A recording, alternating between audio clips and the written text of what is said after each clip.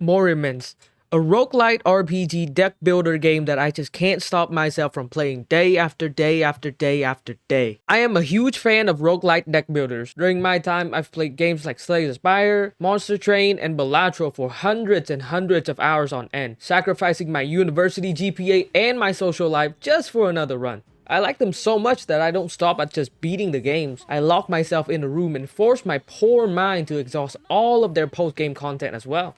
Whether it be climbing Ascension 20 on Slay the Spire or beating the hardest stakes in Balatro, my masochistic tendencies have forced me to do it all. There's just something really satisfying, really captivating about the way these games are designed that I just can't help but to come back to them countless times. I believe that if video games were categorized like drugs, roguelike deck builders would be in the restricted section. So when I stumbled upon Morimens, a game that successfully captured every single aspect of this addictive design philosophy, I was completely and utterly hooked on the game, like a Newport smoker finally getting their hands on a Cuban cigar. And trust me when I say this, among all the roguelites and roguelikes I've played, this game is a masterpiece.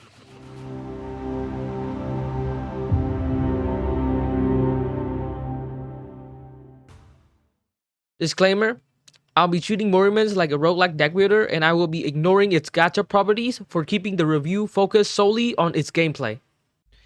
I believe that there are already a lot of big name content creators out there that have already told you enough about Morimens through their high quality reviews, so I'll cut the crap and get you up to speed with what I love the most about the game. It's the gameplay.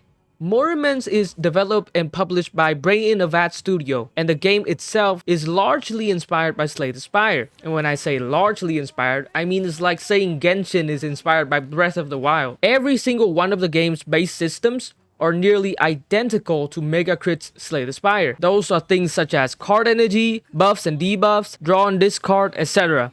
In fact, BF devs are big fans of Slay the Spire, and they have no intention of hiding that fact. They have even reached out to Megacrit themselves to ask for permission to implement an STS-like mode to the game, which Megacrit actually approved. Truly a wonderful moment between two game devs, and possibly the closest we'll ever get to having a Morimens x STS collab. Hoyoverse could really learn something from this tiny studio's moral conduct.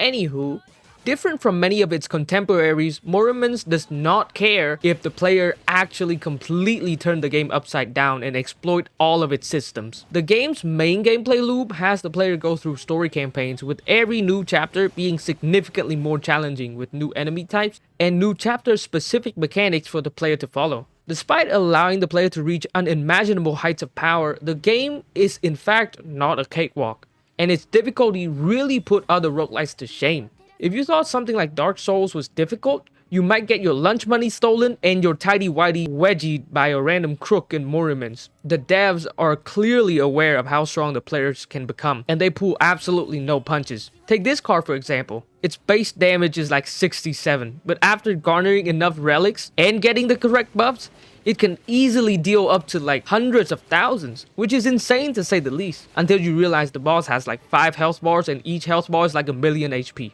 Moreover, there are also mechanics that are just utter bullshit to play against. Sometimes a boss can just decide to reduce 90% of all damage taken. Other times they'll have a debuff that locks all of your cards in ultimate outright. Sometimes the bosses also scale so fast that they make the players think it's supposed to be a scripted loss, but that's not the case at all. And some bosses even cleanse all of your scaling. It's like them saying a big fuck you to all the players that love playing stall comps and build their strength up exponentially.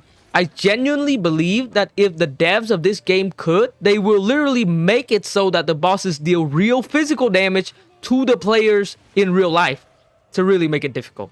Despite all of these hurdles, the community really does not take any longer than a day or two to completely delete these bosses out of their existence in a matter of minutes. Them Chinese dude don't play, man. I fought what could only be the King Vaughn of Morimens and it took me a whole day. But all they need is a character from the F- tier and a fucking single, barely even functional relic to beat him. The best part about this type of balancing, I'd say, is that you can have runs where your team struggle through every single battle, always on the verge of death from even the boss's weakest knees.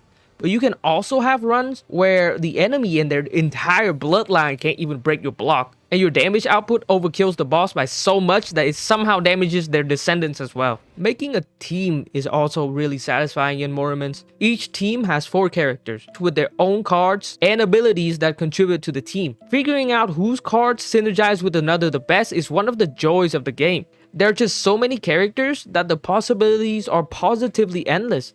Sometimes I just sit around and build a team based on what sort of foursome I'd like to see the most and just put 4 most gorgeous ladies on the team and just have them heal each other nonstop. And it works, it works. The game really incentivizes everyone to employ even the most underpowered units to join in the fight through their various game modes. And I think it's pretty fun to learn every single archetype present in the game, from counter to strength scaling to poison to strike only comps. I love learning them all. And each of them feel like playing a completely different game. So really, Morimens isn't just a game. It's a lifestyle. My favorite archetype has to be Acorn Tentacle Scaling. It plays like Defect from Slay the Spire, if Defect could actually scale faster than a snail with broken legs. Gaining tentacles is like gaining more lightnings, but unlike lightnings, they're freaky, and every one of them could double or even triple in damage in just a moment's notice. Another team I really enjoy playing is kathigu-ra Strength Scaling. Compared to Ironclad, her numbers make him look like a harmless bunny. If you thought Heavy Strike was a good card for a strength build, wait until you hear Kath has a nuke that scales infinite times with strength, so long as you have the energy for it, of course. Kath also has the best bond event in the game, so I'd say it's pretty worth it. The closest experience I had team building was probably from playing Chrono Arc. The only caveat here is that there are so many hard as shit characters that it takes me hours to figure out who I want to play. Finally, the best part about the game has to be the Exalts and the Posses. They're basically ultimates that pull dumb shit to change the battle around in your favor. Almost everything in the game is balanced around the resources used to release these moves, and they are super dopamine inducing when pressed. Imagine Slay the Spire, but you have 5 ultimate cards that you can access by charging a meter. They're much more intuitive than you might think, and they make resource management in the game become really extremely satisfying. Choosing when the correct time to release an Exalt and learning to save Aliamus for tougher stages allow for very in-depth strategizing. Furthermore, they change up the play order during a turn significantly, rewarding smart play and calculated use. That, or you could just use the Acorn Tentacle Scaling comp and exalt every time the button glow yellow like me and turn off your brain. In conclusion, if you aren't playing Morimens, you're not playing a game at all, bro. Hop on Morimens. You're a dork and a sissy fanboy if you don't. This game is so fun, I might as well abandon everything in my life just to play it. Glory is the brain in the vat.